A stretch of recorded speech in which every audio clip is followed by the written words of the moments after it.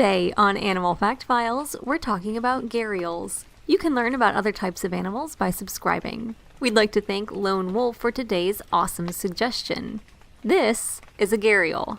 They've been described to me as crocodiles who look like they ate something really sour, and I have to agree with that statement. Gharials are bigger than they might seem, and some have even contested the big boy saltwater crocodiles in size. This puts gharials at the top of the food chain when they're adults, though as eggs and juveniles they have to watch their backs. This isn't too difficult though, because they actually get some protection from their parents and may even hitch rides when the opportunity presents itself. Eventually, they'll want to move out and start their own families though. Generally speaking, a group of breeding gharials will be led by a single large male. He'll stand out from the pack because his snoot will look rather bulbous. I know it looks kind of weird, but that blobby thing on the end of his nose is supposed to be there. It's called his gara, and some scientists think that he uses it to make noises and blow bubbles at the ladies. Once he's won their affections, the females will go about digging nests in the sides of riverbanks.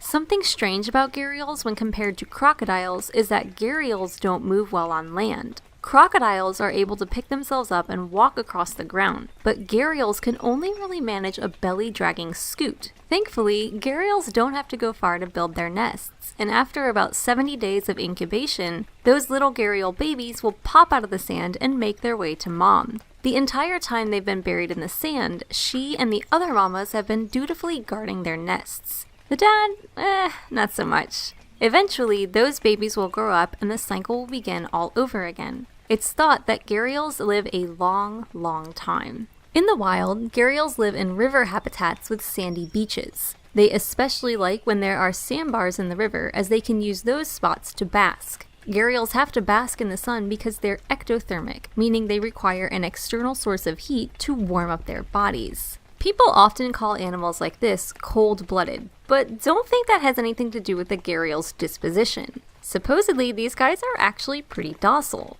Gharials are found in select rivers throughout India and Nepal, though they once had a much larger range. Since they dwell in rivers, it makes sense that a large majority of their diets is fish. A gharial's special snout is specifically designed for helping it acquire this fast-moving food source. Because its nose is so thin, a gharial can easily whip its head through the water to catch fish. What's more, a gharial is armed with sense organs that help it detect movement in the water. And, if that doesn't catch a fish, I'm sure the more than 100 teeth in their mouth can easily snag a meal.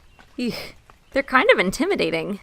Okay, let's take a look at some of the important facts we've discussed thus far. Gharials take a long time to reach sexual maturity. They're closely linked to water as their movement on land is limited. They tend to return to the same nesting spot each year. They depend heavily on a specific type of food source. They once inhabited a larger range of area. Why do all of these facts matter?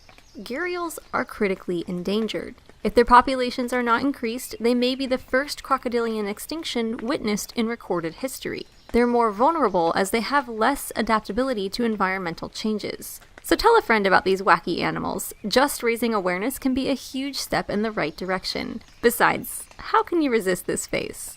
For more facts on gharials, check out the links in the description. Did you learn something new today? Let us know in the comments. Thank you for watching, and give a thumbs up for more Animal Fact Files.